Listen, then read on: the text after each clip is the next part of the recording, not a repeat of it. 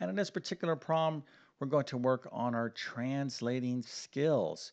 So just like you translate from one language to another, like Spanish to English, we translate verbal phrases into variable and or algebraic phrases in mathematics, of course, especially in math subjects like algebra. So what we have here is a nice practice problem. Now translating verbal expressions, verbal phrases into variable expressions can be confusing for a lot of students. And I suspect that maybe half of you out there are going to get confused on this problem. Hopefully you can get this right, but let me go and read the problem to you.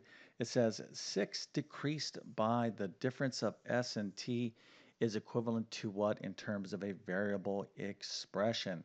So if you can figure this out, go ahead and put your answer into the comment section. I'm going to show you the correct answer in just 1 second. And then I'm going to walk through this problem step by step and show you why this can be quite confusing for some of you out there. Matter of fact, some of you are probably going to get pretty close to the right answer, but you're going to make a critical mistake that's going to cause your answer to be incorrect. So we'll talk about all that in just 1 second. Also, if you need math help with the course you're taking, test prep or homeschooling, make sure to check out my math help program at tcmathacademy.com. You can find a link to that in the description below. And if this video helps you out, don't forget to like and subscribe, as that definitely helps me out. Okay, so let's go and take a look at the answer here. Again, 6 decreased by the difference of s and t is equal to what in terms of a variable expression? Well, the answer is the following. So specifically, the answer is 6 minus parentheses s minus t. So this is the right answer. Now, if you got this answer, let me kind of erase this here for a second. If you wrote 6 minus s minus t, this is incorrect. Okay, so if you wrote this, unfortunately, I have to give you a nice little kind of frown there, right? A sad face, but don't be too sad because you're pretty close. And unfortunately, this is not correct. And I'm going to talk about why these two things are not equivalent. Okay, now hopefully you see exactly why they're not equivalent. Another version of the correct answer would be 6 minus s plus t. Okay, so if you have this or this, these two versions right here would be correct. And I have to give you a nice little happy face, an A plus, a 100%, and a few stars so you can tell your friends and family that yes, indeed, you know how to translate verbal phrases into variable and or algebraic expressions. So nice job. But again, if you have something pretty close to these two answers, well, let's go ahead and see if we can't kind of clear things up for you so you don't get confused on these, because what we're talking about, this translating stuff, has to do to it's really at the essence of math word problems, right? So most people, not most people, but a lot of students hate math word problems. They have such a bad reputation. Are like, I don't mind doing some math problems, but I really hate math word problems. They just don't want to deal with words. Now, why? Okay, because you have to interpret that word problem and you got to translate all that stuff into a mathematical expression, an equivalent problem that involves variables, equations, inequalities, whatever you might have, and then you have to solve that problem. So it's that translating part of doing the problem that often confuses students, but it's a critical part if you want to be successful, especially in math courses like algebra. So let's go ahead and get into this problem right now.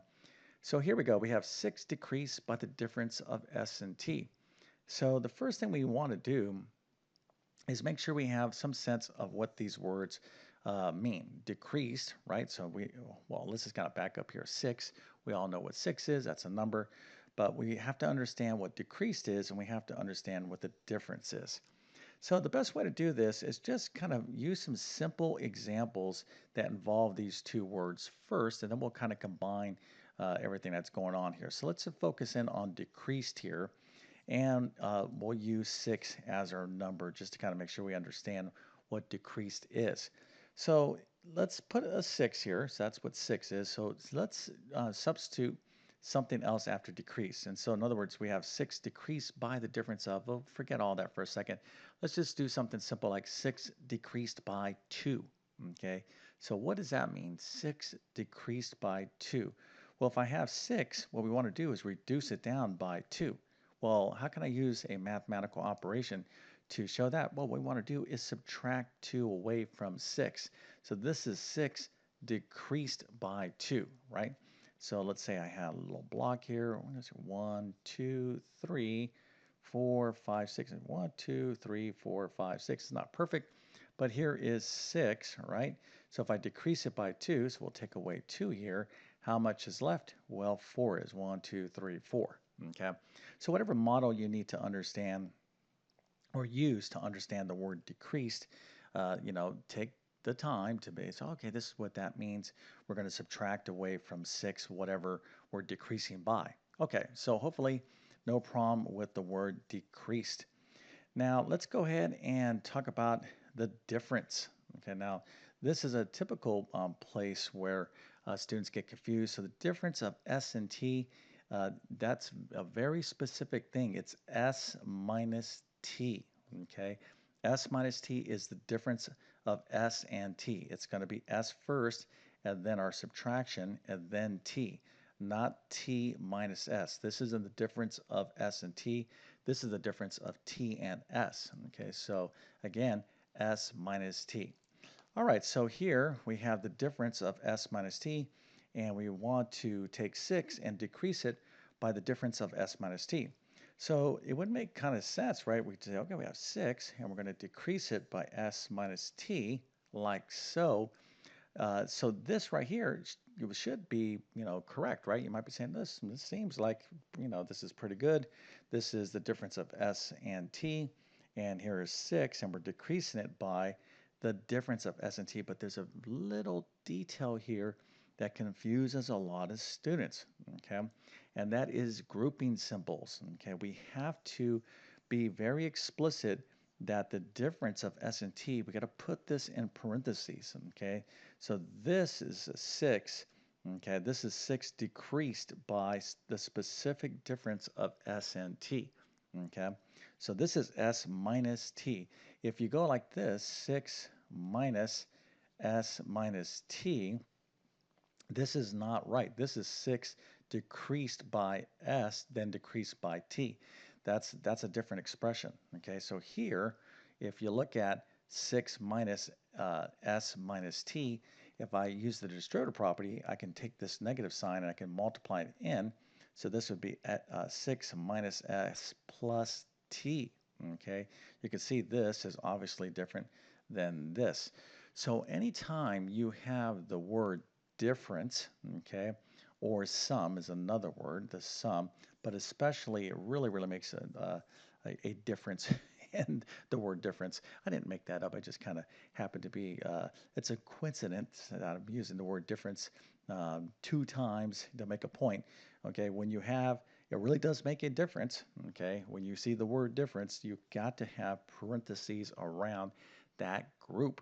Okay, because you will tend to make this error right here. So if you made this error, don't feel bad. You're pretty close, but that's probably, outside of the obvious point of this video is that you have to know how to translate verbal phrases into variable phrases. But what gets a lot of students is when they're dealing with the difference and the sum. Okay, do not forget to use those grouping symbols.